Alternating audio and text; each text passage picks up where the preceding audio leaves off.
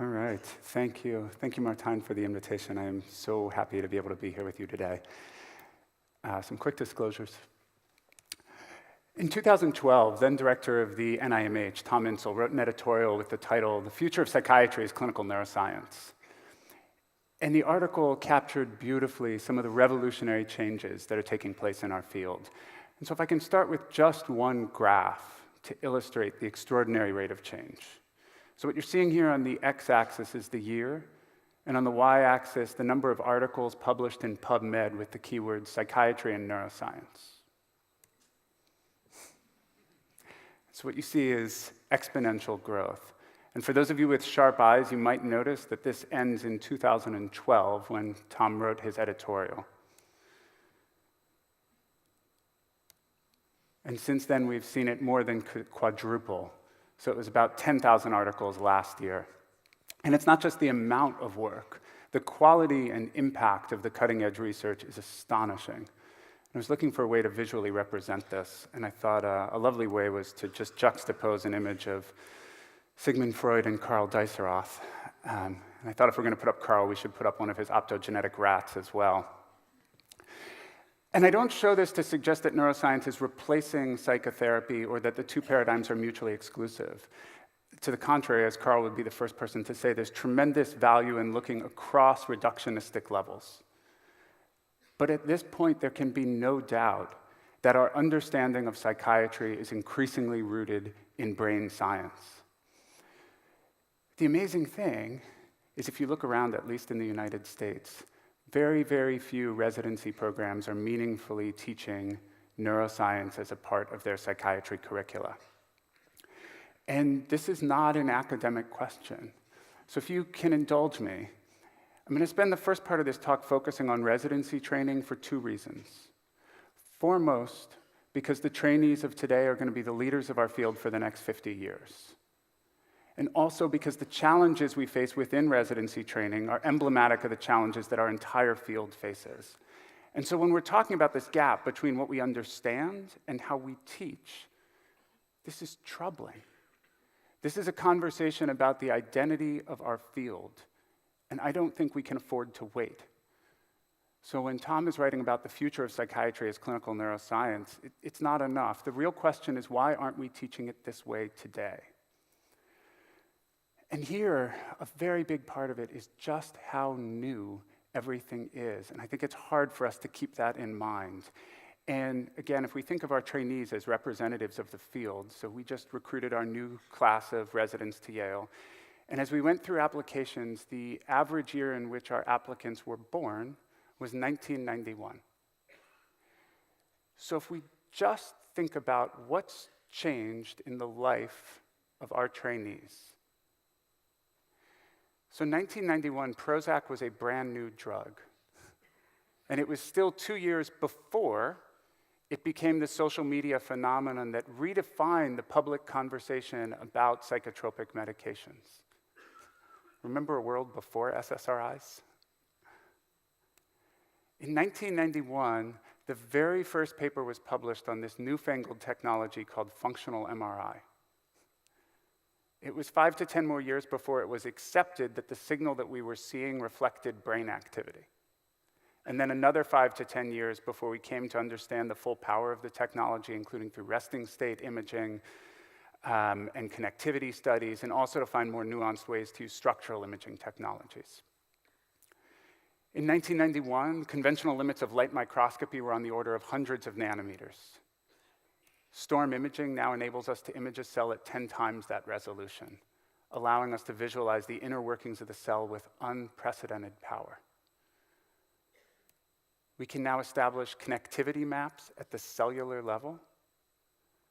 We can directly observe the firing of neurons in real time using calcium channel imaging.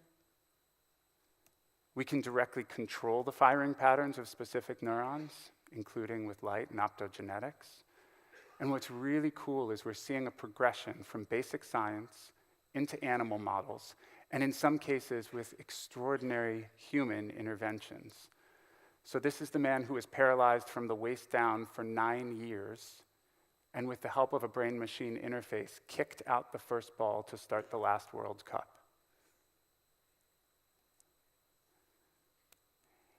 In 1991, we might have been talking about the search for the gene that causes schizophrenia. It was another 10 years before the Human Genome Project was completed.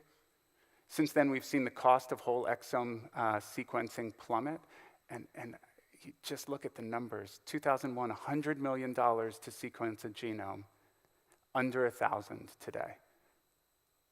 And it's gotten to the point where you might reasonably expect a patient to show up in your clinic having already completed their own sequencing, which we don't recommend. Bad stuff. And of course, the past 10 years have opened our eyes to all of the complex ways in which our environments may shape gene expression, a process that is critically important to our ongoing understanding of psychiatric illness. So in 1991, we were still using the DSM-3. We've now evolved all the way up to the DSM-5, which no doubt marks an improvement. But I think we can also agree that this does not reflect the disorders that we treat. It doesn't correlate with the underlying biology. And there's hope that efforts like the NIMH RDoC, the research domain criteria, that's designed to be a bottom-up diagnostic system, might be a step in this direction, but it's definitely not there now. So one major obstacle is just how new everything is. A second major piece is starting to think about systems and structures and how they govern how we behave. So in the US, if you're thinking about residency training, it's all about the ACGME, the Accreditation Council for Graduate Medical Education. And in psychiatry, they've put forth this document of program requirements. And it's 38 pages long with 10,000 words detailing everything we're obligated to do during the course of our residence training. All of the different types of clinical experiences that they need to have, CBT and psychodynamic psychotherapy. There are 2 separate references to mandated nap times for residents when they're on call overnight. Does anybody want to guess what word does not appear in that document? It's astonishing. So if you're keeping score at home, naps 2, neuroscience 0. There's an effort to change. They have this new Milestones project, which might be a step in the right direction, but it's also clearly not there now. So what impact does this have on training programs? Well, the programs have to follow the requirements, and the requirements largely track with the history of our field. And as new ideas have developed, they've been progressively added in. And so when you look at a traditional curriculum, it has this sort of vestigial organization of a series of courses that are divided into a series of lectures. And so if you wanted to think about a topic like PTSD, there might be one course on diagnosis and phenomenology and nosology, another on psychodynamics, one on psychopharm, CBT, psychosocial rehabilitation. And if you're really lucky, maybe you get a course on neuroscience. And I have to admit, as a program director, it would be fantastic if the world could be parsed into these neat little categories, and it would appeal to the OCPD in all of us, or at least me. But of course it doesn't. The beauty of psychiatry is how do we reconcile these diverse perspectives and fit them together for the patient in front of us? And so if we want to think about a topic like PTSD today, fundamentally, any conversation has to begin with what happens in the brain following a traumatic event. And there's fear conditioning, and it leads to dysregulation of the connectivity between the prefrontal cortex and the limbic system. And once you start to think about fear conditioning pathways, then you realize that any meaningful treatment has to include a component of exposure therapy to extinguish it. And now we have the chance to dig into all of these really cool neuroscience findings that are happening. So what if we had a medication like D-cycloserine that could increase the intrinsic plasticity of the brain so that you might be able to complete your exposure therapy in 5 or 6 sessions instead of 10 to 12, something that's already been shown possible and effective for acrophobia. There's this whole new field of research showing anytime a memory is activated, it becomes momentarily labile and then has to be reconsolidated. So what if we had the ability to disrupt that reconsolidation process? So you might be able to split off the negative affect from the episodic memory, something that's been shown pharmacologically in animal models, behaviorally in both animals and humans, and interventionally. Really cool study in humans showing in a group of patients who were depressed and were already getting ECT for their depression, that if you fear condition them and then call up the memory before ECT, it disrupts the reconsolidation. Really cool stuff. And of course, for any given trauma, it's probably only about 20% of patients who are going to go on to develop PTSD. So how do we think about that? And it might be that it's not the event per se, but the way in which an individual contextualizes and interprets that event within their own life narrative. And it might lead us to think then about a cognitive behavioral approach. And of course, as psychiatrists, we love talking about meds and therapy. How do we factor in all of the psychosocial rehabilitation interventions? So supportive employment, supportive housing, family psychoeducation, all of which have much larger effect sizes than the medications we prescribe.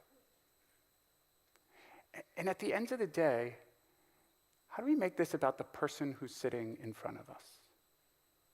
So what's it like to go to Iraq or Afghanistan and spend 14 months there where you're convinced every day that you're going to die? And then you come home and you try driving on a freeway that reminds you of an IED explosion, or you try shopping in a mall where the crowd is just too stimulating.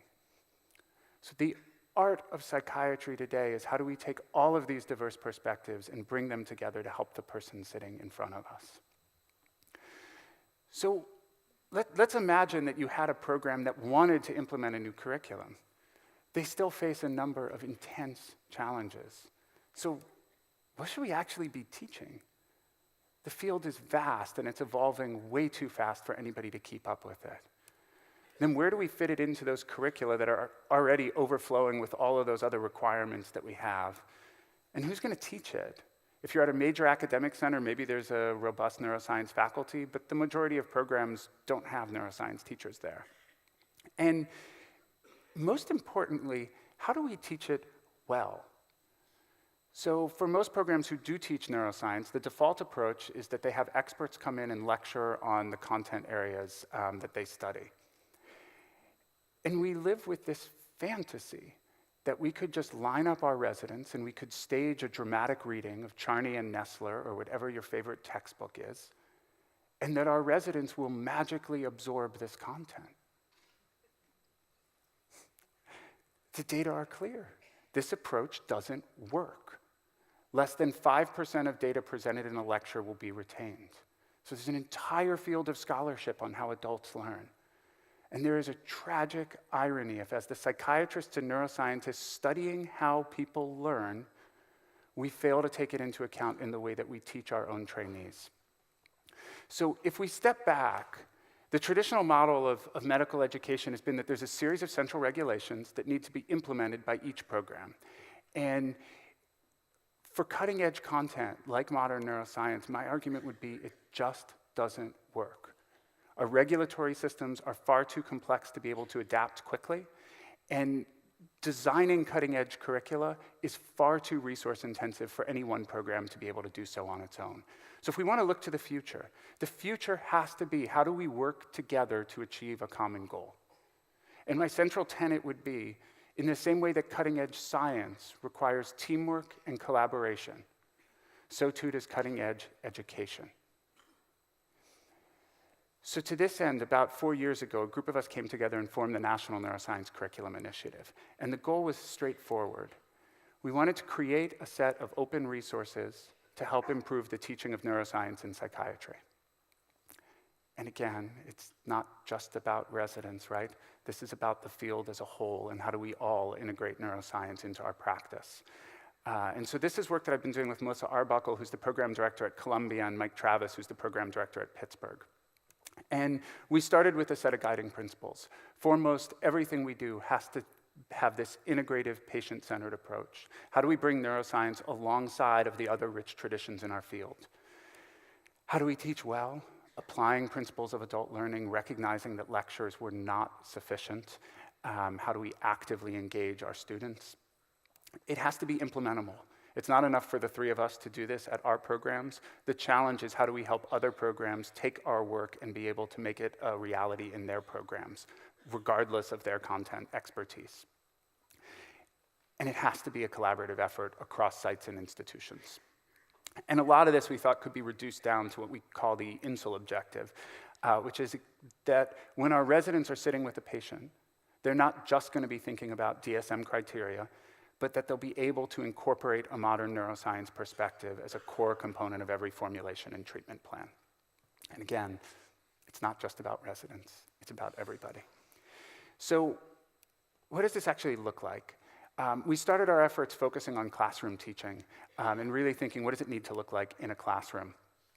And we were very much focused on process. So how do we teach effectively? How do we apply principles of adult learning? How do we allow it to be implemented? And dare I say, how do we make it fun? Teaching and learning should be fun. And if we can enjoy what we're doing, it will be more effective. And so we started with thinking about basic neuroscience and neuroanatomy, which I think is one of the topics that traditionally is the most dry and disenfranchising for students. And we approach it differently. So we start by handing out Play-Doh and asking them to build a brain out of Play-Doh.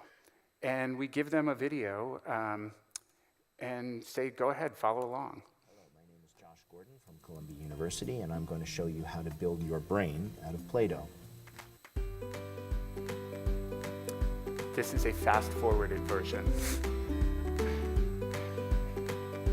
The actual version is about 5 minutes long. If you were curious what Josh Gordon was doing before he was the director of NIMH, he's making brains out of Play-Doh. And as he goes through the 5-minute demonstration, he's talking about each region and how it is affected in various types of psychopathology. So it's a really cool walk through functional neuroanatomy by an expert. Another way we thought about basic neuroscience is through a course we call Find It, Draw It, Know It.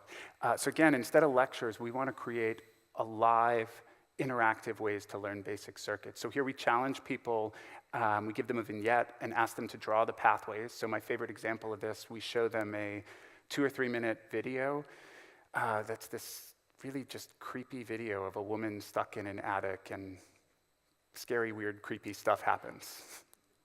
I don't know how else to describe it. And we ask the students, go ahead and draw the pathways. What's going on in her brain as she's experiencing this acute fear response? And they draw it, then we give them a 2-minute video of an expert drawing the same pathway and talking them through it, and then we challenge them to come back and do the same thing again. So a fun, alive way to focus on pathways. Another of our major modules is the integrative case conference, really focusing on that idea of how do you incorporate neuroscience into your formulation. And the setup here is really simple. We give everybody a case. We say formulate the case on your own. You're going to come in, you're going to talk about the case, and then we're going to bring in 3 different experts. So typically a neuroscientist, a psychotherapist, and a social psychiatrist to each comment on the case from their own perspective. Everybody's in the room together talking about the same material. And then there's open discussion to try to tie everything together. So our prototype case of this is somebody with new onset psychosis in the context of immigrating from China to the US, who develops deep paranoia. And we have the head of an ACT team to talk about what would it be like to do community engagement. We have an analyst who comes in and talks about what's it like doing psychotherapy with somebody who's chronically psychotic.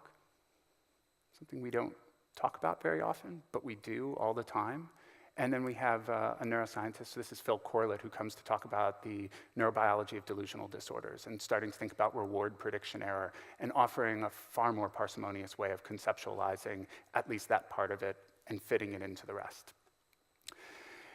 My other favorite session we've designed is one called Neuroscience in the Media. So we've all had the experience of being at a party and somebody comes up to you and says, hey, did you see the article on the front page of the paper about Tetris cures PTSD, or my other recent favorite, women who eat full-fat yogurt are happier, so don't believe the smug lady in Yoplait Light commercials. So for us, a core learning objective is we want our trainees to be ambassadors of psychiatry and neuroscience, so they can speak thoughtfully with the lay audience when these things come up. So let's do that in the classroom. So we start each session by reviewing a piece of media, whether it's from the paper, from the Huffington Post, from podcast or TV. We critique the media. What are the media biases? This is psychiatry. There's often profound stigma towards our patients and towards our field. What do we think of the face validity of the claims being made? What do we imagine that patients or family members would ask if they saw this piece of media? go back to the science, find the articles that answer it, and then role play how would you talk to a lay audience about this. So for a 60-minute session, 58 minutes of it are students actively engaging with the content. My favorite example of this one is a piece from Radiolab. I don't know if you guys know this podcast, where a British journalist goes to a secret army base in the desert outside San Diego, and they zap her brain with electricity and train her to become a sniper. Yeah. But it turns out, the thing I love, the science is actually way better than anyone would ever imagine. So it's all about transcranial direct current stimulation, which has actually become very, very big in psychiatric research. We go back and we read the article, and if you wanted to implement this, here's a facilitator's guide, and here are all the questions and answers and a script of what you might say to a patient and videos of people teaching the session if you wanted to do it. So we designed those. We have a whole bunch of other classroom teaching modules. And I have to admit, after 2 years of working on classroom teaching, we were feeling pretty good about ourselves. And then we stepped back and we thought about it. And we said, if we designed the perfect set of classroom experiences, maybe it would be about 100 hours of classroom teaching. But even if you've done this, it's only the tiniest fraction of training. And they're going to spend 9,000 hours at our hospitals and clinical sites. And most of our faculty are not neuroscience experts. And so it might be that that's time that they are not learning neuroscience. And in this case, the hidden curriculum would be neuroscience is something that happens in a classroom, but that's where it stays. It doesn't actually belong in real life. And so we spent a lot of time then thinking about how do we integrate neuroscience into clinical teaching and settings. And we designed 2 major modules for this. The first was talking pathways to patients. I think a lot of the dialogue with patients these days are relics of an older past. They're generic, they're out of date. We talk about chemical imbalances. We focus on diagnostic labels that are about syndromes instead of diseases. We owe it to our patients to be able to explain as best as we can what is actually going on in their brains. And so this is a module where we always start with a case vignette. We then give you the chance to practice and watch an expert demonstrate how that person would talk to a patient about that specific disease and the neurobiology of that disease. And then everybody gets the chance to practice role-playing. The second one of these session we call Clinical Neuroscience Conversations. And it's created really to explode the default hierarchical model of medical education, as if the teacher is supposed to be the expert on every topic and can impart wisdom from on high. So this module is all about how can we teach neuroscience when the faculty are not experts? And in the era of the internet, we can do this. We can all learn together. So my favorite example, we always start with a case, and in this case, we start with a case of functional neurological disorder, a functional weakness. And the question is always, particularly for this, like, is it real? Are they faking it? What's the actual story here? And so we created this video to go through the neurobiology, and we really struggled with the visual imagery on this of how do you represent whether a patient's faking it. We ultimately came up with this as, yes, we actually used this picture. The answer is no, they're not faking it. So unlike some of our football friends, and these sessions, when you go through, they're 7 to 10 minute videos designed so that you will never think about these cases in the same way again. So, we're feeling okay, but we realize at this point that there is in fact a wide world beyond the walls of the ivory tower. Not just geographically, but we also know our systems of care are evolving. And this idea of a lone psychiatrist that can practice on his or her own is dying. And so, we started focusing really on psychiatry residents. And this is my very sophisticated artist rendition of a psychiatry resident. You can tell because they look very happy, and because there's a label that says psychiatry resident. But almost as soon as we started with the NNCI, we realized that there was a much broader audience and that medical students were really interested in attending psychiatrists in clinical practice and other MDs in primary care, psychologists, social workers, APRNs, and patients and families. And so the key question became, how do we engage with a broader audience? And how do we really bring neuroscience to everyone? And we started with basic outreach efforts, thinking about Facebook and newsletters and all those things. And then really starting to build relationships with key stakeholders, running faculty development exercises at conferences, and trying to do as much outreach and engagement as we can. And so in this regard, I'm especially delighted to be here with you guys today. And we knew if we were going to be successful, we had to have a place people could go. And so we built our website. Y'all can go to nncionline.org. And when you go there, you'll see at the top a link to learning resources. Everything you've seen so far is free and easily available. We ask you to create a login just so that we can track usage because we're required to. But other than that, everything's free and accessible. And I want to just flag 2 types of resources specifically designed for the broad audience. So one is a series of clinical commentaries that we've been invited to write in biological psychiatry. And each one is designed to capture one core concept and make it clear and accessible to a clinical audience. So these are about taking all of the cutting-edge neuroscience findings that are happening and translating them for everyone else. Plain narrative English to make it accessible.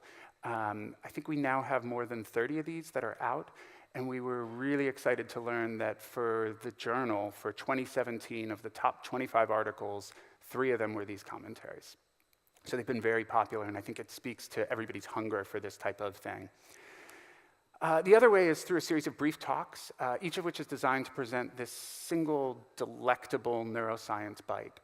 One moment that's going to make the audience say, wow, this stuff is really cool. We've been doing these for 3 years at Yale. We ran them this past year at ACNP and at the Society of Biological Psychiatry. We'll be doing that again next month.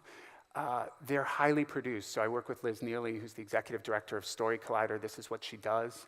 And the key thing here is we're working with people who are scientists. They all can and do give great science talks. Here, we're pushing them to step outside of their comfort zone and give a different type of talk to a different type of audience. And I'm really excited, as Martijn has said, that we have 3 fantastic Dutch residents who we've been working with who are going to be debuting their talks here tomorrow. They're awesome. And they're going to be pushing you to think differently about PTSD and depression and substance use disorders. I think you're going to love them. So, all right, just a couple of words about outcomes. So, how are we doing? So for us, the primary thing, there's no value in creating a curriculum if it sits on a server and nobody ever sees it. It's really, do people use the materials is our primary outcome. We've been pretty excited. So from our website, there's more than 28,000 registered users from 150 different countries. So getting a ton of use. And for us, the best metric has really been within the US, there's now more than 100 training programs who are using NNCI materials, which is more than half of all residencies. And we've had some cool opportunities to work with other organizations. So I'm leaving from here to go back to the UK to meet with a group from the Royal College of Psychiatrists, where they are redefining the curriculum and the way they're going to assess the curriculum to build in neuroscience. So it's a great example of how we can be changing the conversation. As far as next steps, we're spending lots of time building more resources, thinking about dissemination, and thinking about technology and assessment. So in the next couple of months, we'll debut our new iPhone app. So you'll have a chance to go in, all of our content will be there, and also to have the chance to do assessment exercises with that. So I think I'll stop there. Thank you. If anyone has questions, I'm happy to take questions.